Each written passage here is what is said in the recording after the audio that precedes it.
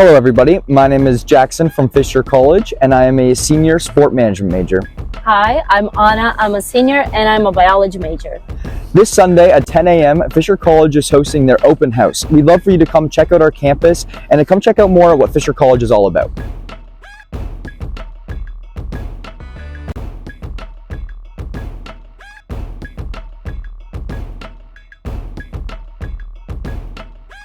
Open house is the perfect opportunity for future students not only tour campus and have a day at Fisher, but so much more.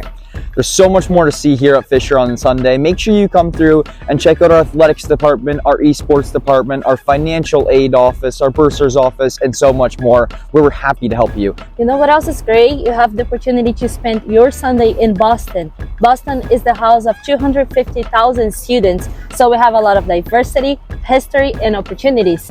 And let me tell you a secret, parking is free.